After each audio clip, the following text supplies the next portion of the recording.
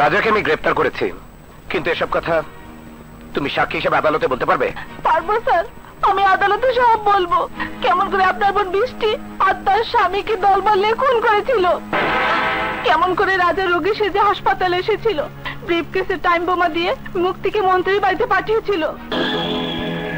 আমি আদালতে সব বলবো, আমি আদালতে সব বলবো স্যার, সব বলবো, সব বলবো, সব বলবো। ইওর অনার, আইন একথা স্বীকার করতে দ্বিধা করে না যে উপযুক্ত সাক্ষী প্রমাণের অভাবে দুদষ্ট অপরাধী ছাড়া পায়, কিন্তু একই রেওয়াজের শিকার হয়ে কোনো নিরপরাধ যেন শাস্তি না পায়। ইনসাফ চাইতে এসে কেউ যেন বিচারের হাতে বলি না হয়, কিন্তু এক্ষেত্রে তাই হয়েছে ইওর অনার। আসামি রাজার চক্রান্তের শিকার হয়ে শাস্তি ভোগ করছে এক অবলা নারী, নাম তো শিরিন আক্তার মুক্তি। তাকে নিরপরাধ প্রমাণ করার জন্য সাক্ষী মিস লিজা রোজারিও আদালতে উপস্থিত আছে। অনুমতি পেলে আমি তার সাক্ষ্য নেব। অনুমতি দেয়া হলো। সাক্ষী লিজা রোজারিও হাজির।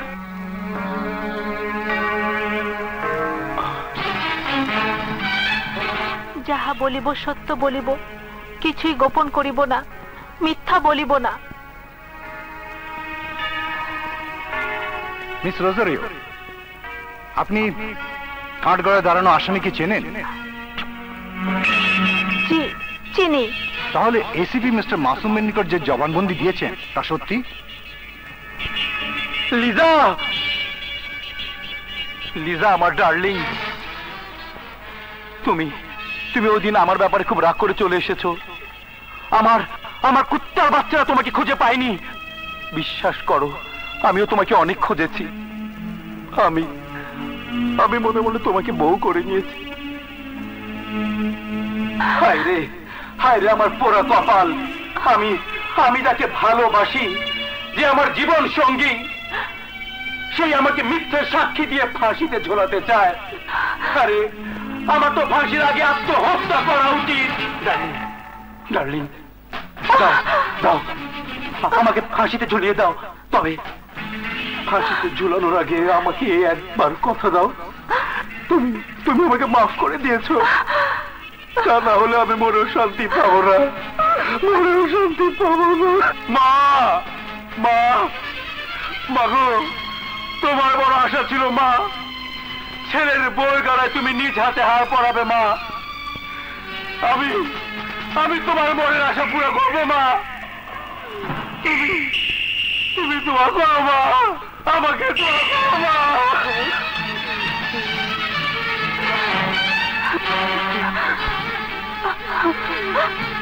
এই যে মা তোমার দিয়ে হার, আমি তোমার ছেলের বউয়ের গলায় পরিয়ে দিয়ে তোমার মনের আশা পুরা করলাম মা। এবার আমি শান্তিতে মরতে পারবো। ডার্লিং, তুমি যত খুশি মিথ্যে সাক্ষী দাও, আমাকে ফাঁসিতে ঝুলিয়ে দাও, আমাকে ফাঁসিতে ঝুলিয়ে দাও প্লিজ। Order order order. কি হচ্ছে সব? প্লিজ আমাকে ফাঁসিতে ঝুলিয়ে দাও, আমাকে ফাঁসিতে ঝুলিয়ে দাও। আসুন। আজ আমার কোনো দুঃখ নেই। আসুন। তুমি মিথ্যে সাক্ষী দাও।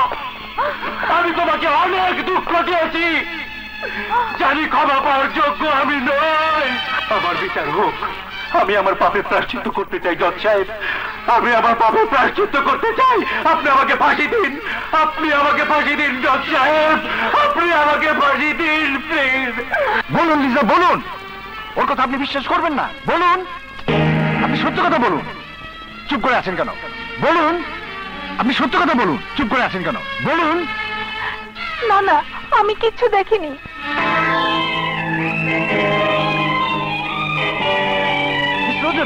কি বলছেন আপনি? আপনার স্বীকারোক্তি মোতাবেক আসামিকে গ্রেফতার করা হয়েছে, এই মামলা রুজু হয়েছে। প্লিজ আপনি নির্ভয়ে সত্য কথা বলুন। বললাম তো, আমি কিচ্ছু দেখিনি। লিজা, ডোন্ট টেল এ লাই। সত্যি কথা বলো, তোমার কোনো ভয় নেই? না, আমি কিচ্ছু দেখিনি। ইওর অনার, লিজা আসামির ভয় সত্য গোপন করছে। ওর জবানবন্দি আমি টেপ করেছি। জজ সাহেব, ওই জবানবন্দি আমার কাছ থেকে জোর করে ভয় দেখিয়ে নিয়েছে। অফিসার, আপনি বসুন। মিথ্যে মামলা রুজু করা এই সমাজে নতুন কিছু নয়। আমার মক্কেল মিস্টার রাজাও একই চক্রান্তের শিকার, একথা সন্দেহাতীতভাবে প্রমাণিত হয়েছে। সুতরাং মহামান্য আদালতের কাছে আমার আর্জি, আমার মক্কেলকে এই মামলা থেকে অব্যাহতি দেওয়া হোক। That's all your honour.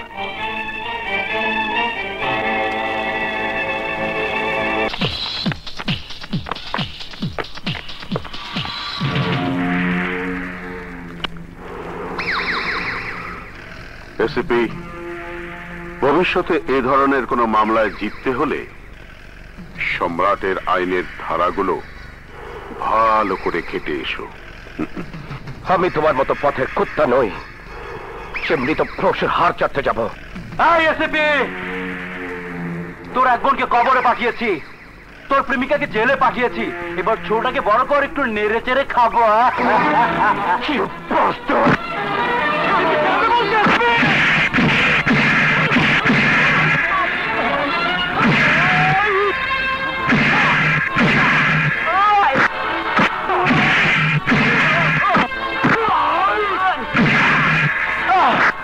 Please, sir, please.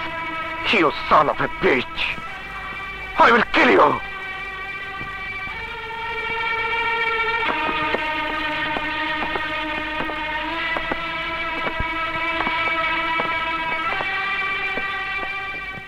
আমি জানি স্যার, আপনি বলবেন এসিপি তোমার ভুলে যাওয়া উচিত হয়নি যে তুমি একজন দায়িত্বশীল পুলিশ অফিসার। আদালত অবমাননা করে তুমি ডিপার্টমেন্টের মাথা নিচু করে দিয়েছো, এই জন্য তোমাকে সাসপেন্ড করা হতে পারে নাকি স্যার? মিস্টার মাসুম, তোমার এই বেয়াদবির জন্যই তুমি সাসপেন্ড হবে। দরকার হবে না স্যার, নীতিতে অটল থেকে যে হাত দুষ্টের দমন করতে পারে সে হাতে আইনের বন্দুক লাগে না, নিয়মের পোশাক লাগে না। আমি রিজাইন করছি স্যার, এক্ষুনি।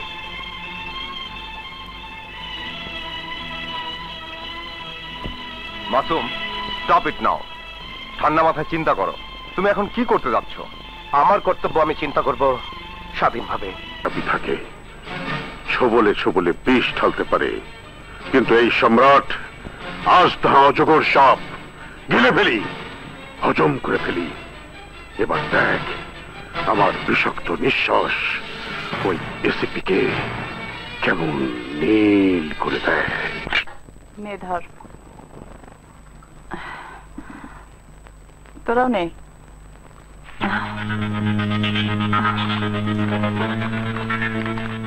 প্রিয় বোনটি আমার, দুদিন পর তুই খালাস পাচ্ছিস। জেল থেকে বেরিয়ে আসার আগে এসিপি মাসুমের প্রেমিকা মুক্তিকে অবশ্যই দুনিয়া থেকে খালাস দিয়ে আসবি। বড় ভালো কাজ দিয়েছো ভাইজান। মুক্তির উপর আমার খুব খায়েশ ছিল, তাও পারিনি। তার সাথে কেউ খায়েশ মেটাতে পারবে না। তবে মুক্তিকে মুক্তি দেব, এই দুনিয়া থেকে মুক্তি দেব।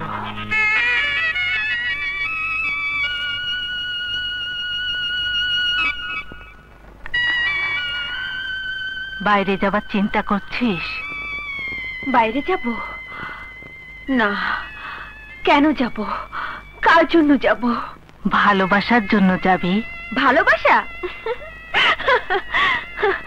আরে খালা, দুনিয়ায় ভালোবাসা বলে কোনো কিছু নেই।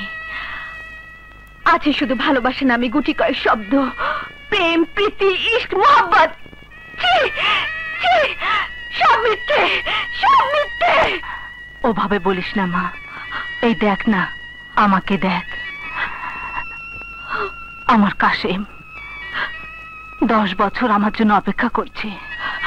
কিন্তু আমার জন্য তো অপেক্ষা করছে শুধু একরাশ ঘৃণার স্মৃতি। কেন মিথ্যে তার জন্য বাইরে যাব, স্বপ্ন দেখব। যাব, আমি যাব, প্রতিশোধ নেবার জন্য যাব। যারা আমার জীবনটাকে নিঃশেষ করে দিয়েছে তাদের শেষ করার জন্য যাব। ভাইয়া, ভাইয়া, ভাইয়া, ভাইয়া। কি হয়েছে আপু? ভাই, একটা লোক জানালার পাশে, হাতে একটা বন্দুক। ভয় নেই, ভয় নেই আপু, আমি তো আছি। আলী, আলী। স্যার ডাকছেন? বারান্দা কেউ এসেছিল? না তো। বারান্দায় যা, তো আমি ডিউটি করতেছি। আচ্ছা তুই যা, ঠিক আছে। ঘুমা আব্বু, আমি তোর পাশে থাকছি। দুটি বোনের একটি ভাইয়া চাঁদেরই মতো,